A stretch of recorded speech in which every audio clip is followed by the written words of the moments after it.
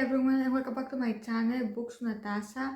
Today I have a fun video planned for you guys, so grab a drink and sit down because I think it's going to be a long one. For the month of August I read in total 22 books. I had so many rereads, a DNF, a new favorite series and so much more, and I'm super excited to talk to you guys about it. So without any further ado, let's just get straight into the video. First, I reread Hands Down by Mariana Zapata. I gave it again 4 out of 5 stars. It's a really fun story to read if you are a fan of Zach from The World of Winnipeg by Mariana Zapata, and I was really big fan of him. I really like his character, and I really did enjoy the story. In this one, we have childhood friends to lovers situation. When Zach goes back to Texas, he reconnects with his old friend, and they start to figure out that the reason that they drift apart wasn't because of something they did, that it was something that a third party did to them. So now they're trying to reconnect and figure out if they have a feeling of friendship or is it something more. And I really do love it, and I really love the relationship and how close they are with each other and how close they are with their other best friend, and just an amazing story, and I hope you guys read it because it's super fun. Next we have a new favorite series, and that is Demon Slayer. Many of you know I have a really bad obsession with Demon Slayer, and in this month I finally finished this series and I was crying so much after finishing it because I wasn't ready to say goodbye to all these different characters that I met. So many people died, but we finally have a sort of happy ending for our trio and Nezuko, and that was a pretty good thing that happened, and I'm so grateful. I read volumes 19, 20, 21, 22 and 23, and I can't pick a favorite character. That is impossible for me. I have Tanjiro, who is my favorite, but from the Hashira I just can't choose. I really like the Snake Hashira, the Mist Hashira, the Water Hashira. I have so many favorites.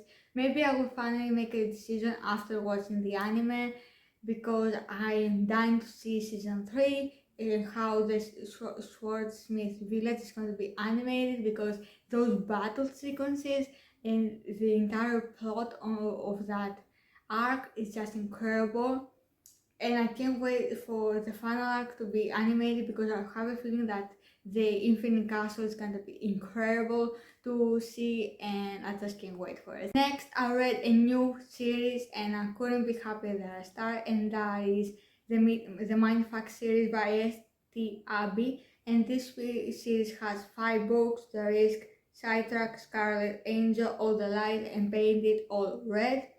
And I rated all of these in 4.25 to 4.6 stars. It was a really good series. I really did enjoy it. It was like watching a Criminal Minds episode, but with a heavy, intense romance, and I was so here for it. In this book, we follow Lana Myers, who had a traumatic experience in her past. She was raped, and she and her body were badly attacked and abused, and the town basically turned a blind eye to that and allowed it to happen. Her brother died trying to save her, and then she managed to survive, and now she's back for revenge to all these evil people that did that to her. And once you read and see how traumatic and how intense and how graphic it was what they did to her, you start to sympathize with the murdering and stuff, and I was totally supporting her in this series. Then we have Logan, who is an FBI profiler assigned to Lana's case, but that's not why she starts to date him, and she doesn't use him in that way. What they have is real, and it's just amazing. The chemistry is incredible. They are so perfect for one another. The ending was amazing, but I was super stressed that because I was like in the final book and stuff were getting so so awful, and I was like, I was sure that this is going to have a happy ending because I wasn't so sure about it, but it ended up having one of the best endings, and I loved it. Definitely a favorite. I just love it so much. I reread Hunting Adeline and Hunting Adeline by H.D. Carlton. This is a new favorite series of mine, and I think it's going to be my favorite of the year because I am obsessed with it. Zaid is just phenomenal. I have never read a character like him. He's just super intense, possessive, and all that stuff. But he really does has a deep obsession for Addie, and he never wants another woman except for her, and I find that really sweet. Also, I love how after all the traumatic stuff that happened to her in the beginning of the book too, how he helps her pull out of it, and just being there for her and help her find this new version of herself and loving her anyway, and despite all that has happened to her. And I just love it so much. Both these books, 5 out of 5 stars. I highly recommend you guys reading them, but definitely check out the trigger warnings for them because these books are super graphic, super triggering. They have rape, they have physical abuse, they have sexual assault. They have so many stuff that you need to watch out for and do what's best for you. I reread The Risk by Elle Kennedy. This is book number 2 of Briar Hughes series, and I really needed something funny and cute and like something to make me smile, and I really wanted to read about Jack Connolly and Brenna again, and it was so fun reading about them. I just love this story so much because I love how we get to see these two cocky, confident characters get together, and it's just perfection. And I gave it 4.75 out of 5 stars. Also, the emotional aspect of this book is really well done. I really enjoyed it, and I can't wait to start reading the play soon, the book about Hunter, because I'm really excited to see his story. Next, we have my new all-time favorite series, and that is the 30 Years series. I finally read Collided, Wrecked, and Redeemed. All 3 of these books got 5 stars. I think my favorite in the entire series is Redeemed, the book about Santi, and I just love it so much. These characters, this story, the plot, all the couples is just incredible. In Collided, we follow Liam and I'm so sorry I forgot her name. Never mind. And Sophie. And Liam and Sophie have like this friends to lover situation, and I just love it. In this book, I cried my eyes out in the prologue, and I was like, this is super heavy, and I really didn't expect that because in the first book we didn't have such an emotional stuff going on, but in this one we start super heavy, and we see that Liam is really struggling with the fact that he lost his best friend, and he basically has shut out his heart to anyone, even his family.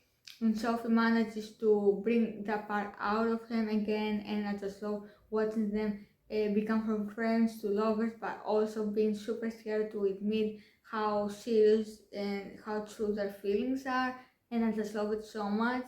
Next, we have Wrecked, which is Jack's and Lena's books, if I remember correctly. And this was an enemies to lovers. It was heavy, emotional. It was super emotional, and it wasn't a happy ending. It was bittersweet, but still it was incredible and so well done because we see Jack struggling with the fact that his mother is sick, and he deals with the stress and all that with pills, and he's not in a very good place, and that's why they hire Elena so she can fix his reputation and with her PR work, and so they spend a lot of time together and become closer and closer, even though they keep contradicting one another. It's they can deny their chemistry and how deeply they understand one another, because Elena had witnessed her parents getting murdered when she was young,